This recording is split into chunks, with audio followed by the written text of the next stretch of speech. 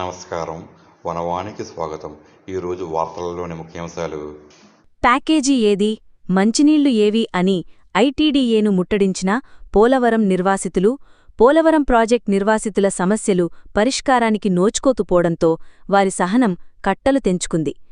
ఏళ్లుగా ఎదురుచూస్తున్నా హామీలు నెరవేరకపోవడంతో ఆగ్రహించిన నిర్వాసిత గ్రామాల ప్రజలు వివిధ ప్రజాసంఘాలతో కలిసి బుధవారం అల్లూరి సీతారామరాజు జిల్లా రంపచోడవరంలోని సమీకృత గిరిజనాభివృద్ధి సంస్థ ఐటీడీఏ కార్యాలయాన్ని ముట్టడించారు. మట్ల వాణిశ్రీ ఆధ్వర్యంలో జరిగిన ఈ ఆందోళనతో ఐటీడీఏ ప్రాంగణం దద్దరిల్లింది.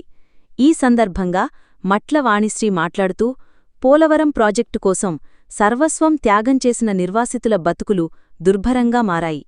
ప్రభుత్వం నిర్మించిన పునరావాస కాలనీలలో కనీస సౌకర్యాలు లేవు. ముఖ్యంగా తీవ్రమైన మంచినీటి సమస్యతో ప్రజలు అల్లాడుతున్నారు. సంవత్సరాలు గడిచినా నిర్వాసితులకు ఇస్తామన్న భూమికి భూమి, పునరావాస ప్యాకేజీలు నేటికీ అందలేదు. వారి సమస్యలు అపరిష్కృతంగానే ఉన్నాయి. అధికారులు తక్షణమే స్పందించి వాటిని పరిష్కరించాలి అని డిమాండ్ చేశారు. నిర్వాసితుల ఆందోళనపై స్పందించిన ఐటీడీఏ ప్రాజెక్టు అధికారి పీఓ కట్టా సింహాచలం వారితో చర్చలు జరిపారు. కాలనీలలో నెలకొన్న మంచినీటి సమస్యను వారం రోజుల్లోగా పరిష్కరిస్తానని ఆయన హామీ ఇచ్చారు. మిగతా సమస్యలు తన పరిధిలోనివి కావని, వాటిని ఆర్&ఆర్ అంటే పునరావాసం మరియు పునర్నిర్మాణం ఆఫీసర్ దృష్టికి తీసుకెళ్లి పరిష్కారానికి కృషి చేస్తానని తెలిపారు. ఈ నిరసన కార్యక్రమంలో పోలవరం ముంపునకు గురైన వివిధ గ్రామాల నుంచి ప్రజలు, నాయకులు పెద్ద సంఖ్యలో పాల్గొన్నారు.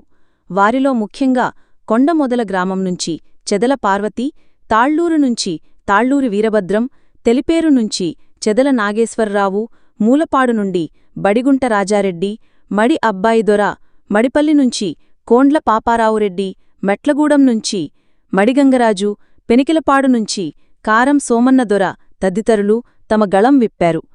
పీఓ హామీతో నిర్వాసితులు ప్రస్తుతానికి ఆందోళన విరమించినప్పటికీ తమ సమస్యలకు శాశ్వత పరిష్కారం చూపకపోతే ఉద్యమాన్ని మరింత ఉధృతం చేస్తామని హెచ్చరించారు. నేనేం చేయగలను? మీ రిప్రజెంటేషన్ని సబ్ కలెక్టర్, ఆర్&ఆర్ ఆఫీసర్కి, ప్రాజెక్ట్ అడ్మినిస్ట్రేటర్కి పంపించగలను. అది నేను చేయగలను. మీరు వచ్చారని మీకు అర్థమైందండి. నేను వెంటనే కిందకి దిగి వచ్చాను. సీఏ గారు కూడా రాలేదు కదా. జస్ట్ మీ స్లోగన్ విని నేను కిందకు వచ్చాను. ఇంకా మీరు అర్థం చేసుకోండి. మీ ప్రపోజల్ ఏదైతే ఉందో, మీ రిప్రజెంటేషన్ అన్నీ నేను నా లెటర్ హెడ్తో కూడా పంపిస్తాను. అర్థమా? చెప్పండి. వీళ్ళు గ్రామాలు ఖాళీ చేసే నాటికే కటప్ డేట్తో సంబంధం లేకుండా 18 సంవత్సరాలు పేరు అడుగుతున్నాను. అమ్మ నేను లేనిది కానీ చేయలేనిది కానీ హామీ ఇవ్వను. ఎందుకంటే మీరు రికార్డ్ చేసుకున్నా పర్వాలేదు. నేను నా రోల్, నా పదవి, నా అధికారం ఎంత ఉందో అంతవరకు చెప్పగలను. పీఓఐటీడీగా సబ్ కలెక్టర్ నా కిందే కాబట్టి, దేవిపట్నం నా దగ్గరే ఉంది కాబట్టి మీరు కూడా నా మనుషులే. అవునా? అది నేను చేస్తాను. అంటే అమ్మ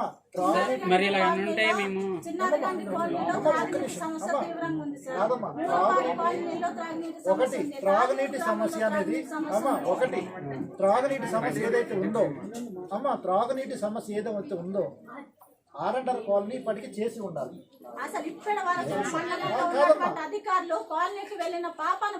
అమ్మా ఒక్క నిమిషం, ఇప్పటికీ చేసి ఉండాలి. నేను ఇమ్మీడియట్గా వాళ్ళు చేసినా చేయకపోయినా ఐటీడీఏ నుంచి నేను ఈ రోజే పంపిస్తాను. అమ్మ డిఆర్డబ్ల్యూఎస్ని మధ్యాహ్నం వెళ్ళమని. అర్థమైందా? అది తాగునీటి సమస్య అనేది ఐటీడీఏ ఈ రోజు నుంచి ఈ రోజు నుంచి వారం రోజుల్లోపు తాగునీటి సమస్య నేను ఐటీడీ తరఫు నుంచి చేస్తాను. నార్మల్గా ఆర్&ఆర్ ఆఫీస్ నుంచి చేయాలి. వాళ్ళు చేసి వదిలేసి వెళ్ళిపోయారు కాబట్టి నేను ఐటీడీఏ నుంచి నేను చేస్తాను. ఈ రోజు నుంచి వారం రోజులు. అదే మంచినీళ్ళు కూడా రాకపోతే మనం చిన్న విషయం సార్, గతంలో ఎస్టీ కమిషన్ గారు వచ్చే కూడా ఇదే మాట చెప్పారు సార్. రవినాదిత్య గారు తమరు కూడా అదే మాట చెప్పారు సార్.